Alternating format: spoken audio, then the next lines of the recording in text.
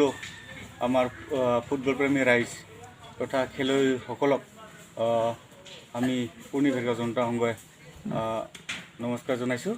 তো আমি যোৱা বিগত আমাৰ 2 বৰ্ষ এতিয়া আমাৰ এইবাৰ 3য় বৰ্ষৰ আমি খেল অনুষ্ঠিত কৰিব গৈ আছোঁ।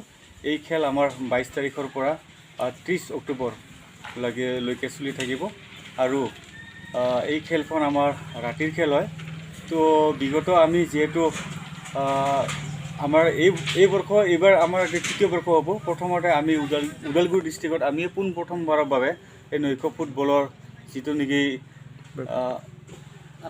আৰম্ভণি সেইটো আমিয়ে শুভাৰম্ভ কৰিছিলোঁ। তো আমি ভেৰগাঁৱৰ এই জোকাইচুকীয়া গাঁৱৰ পৰাই আমি এই খেল আৰম্ভ কৰিছিলোঁ। এতিয়া আমি দেখিবলৈ পাইছোঁ বিভিন্ন মানে গাঁওবিলাকতো এই জাগৰণটো আহিছে।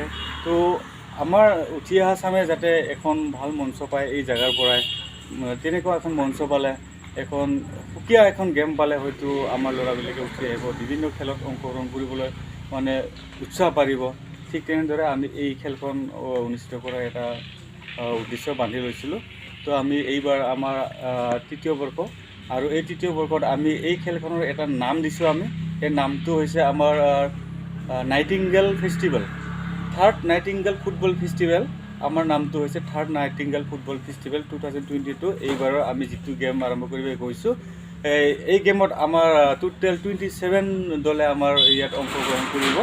তো আমাৰ মানে বিশেষ দূৰৰ টীম নাই, ঠিক তেনেকৈ আমাৰ যি অঞ্চলৰ ওচৰৰ টীমবিলাককে লৈ পেলাই আমি খেলখন পাতিবলৈ যুঁজা চলাইছোঁ। কাৰণ আমি দেখা পাই আছোঁ যিহেতু গুৰিতে যদি ঠিক নহয় তো আগত আমাৰ মানুহ ওলাই যাবলৈ অলপ প্ৰব্লেম হয়। কাৰণ আমি এতিয়া যিবিলাক গেম অনুষ্ঠিত হৈ আছে এইবিলাক গেম মানে বেছিভাগে তাৰমানে ধৰ ষ্টেটৰ বাহিৰত ক'ৰবাত ডিষ্ট্ৰিক্টৰ আউট অফ ডিষ্ট্ৰিক্টৰ টীম খেলি আছে, কিন্তু এইবিলাকো লাগে দেখিয়ে শিকিব না ল'ৰাবিলাকে। তো আমি আমাৰ অঞ্চলৰ মানুহখিনি গুৰিটো আমি ঠিক কৰিবৰ কাৰণে আমি প্ৰচেষ্টাটো আমি এই গাঁও অঞ্চলৰ পৰাই যুঁজা চলাই আছোঁ খেলৰ কাৰণে।